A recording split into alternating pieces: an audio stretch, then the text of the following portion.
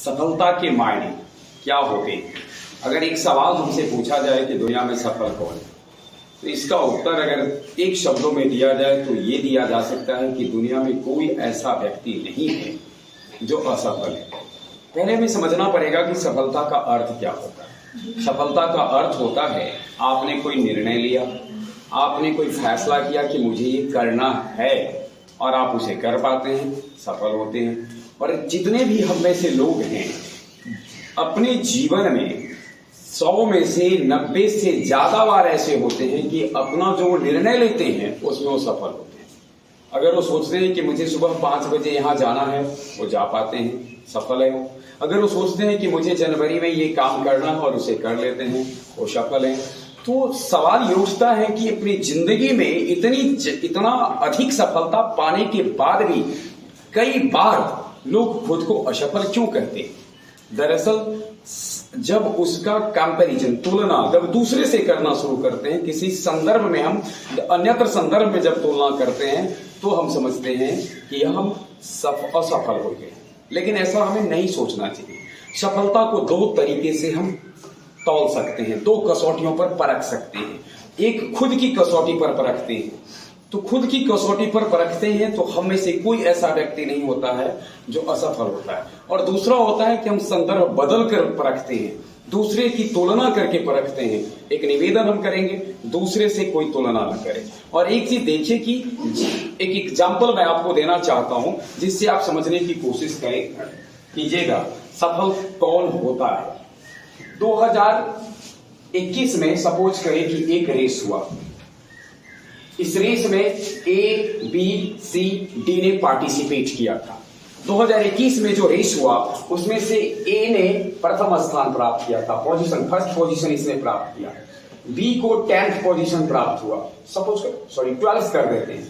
सी को 105वां स्थान प्राप्त हुआ और डी को 515वां स्थान प्राप्त हुआ।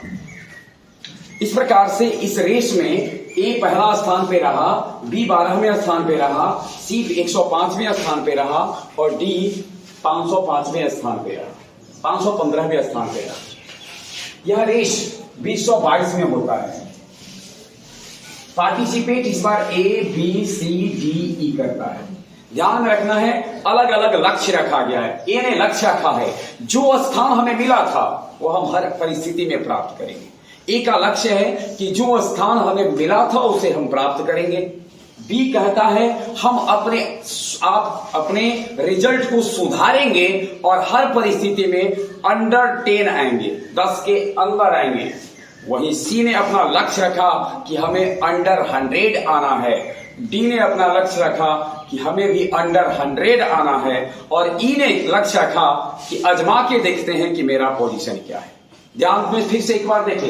ए ने लक्ष्य रखा मुझे अपने स्थान को कायम रखना है, बी ने कहा अंडर 10 आना है, सी ने कहा अंडर 100 आना है, डी ने सोचा अंडर 100 आना है और ई ने कहा कि हमें शक्ति आजमा कर देखना है कि मेरा पोजीशन क्या है। परिणाम आते हैं, ए को फर्स्ट स्थान मिलता है, बी को 8th स्थान मिलता है, सी को 45 मिलता है, डी को 95th मिलता है और ई को 105वां मिलता है। अब अगर हमसे ये पूछा जाए कि रेस का में जीतने वाला कौन है, स्वाभाविक है बाह्य गणना करेंगे, आंकड़ों के अनुसार आएंगे और हमसे पूछा जाए कि रेस का विजेता कौन है तो हम उत्तर देंगे कि पहला विजेता बनेगा। निश्चित रूप में विजेता है, लेकिन विजेता को थोड़ा डिफाइन करें। विजेता अलग अलग कर दे, बी को, जेता को, हर यानी जीतने वालों में से विशेष होता है, वह विजेता होता है। जीतने वाला तो 5 है, ए भी जीतने वाला है, बी भी जीतने वाला है, सी भी जीतने वाला है, डी भी जीतने वाला है, ई भी जीतने वाला है। विशेष रूप से जीतने वाला भले ही कहा जा सकता है ए को।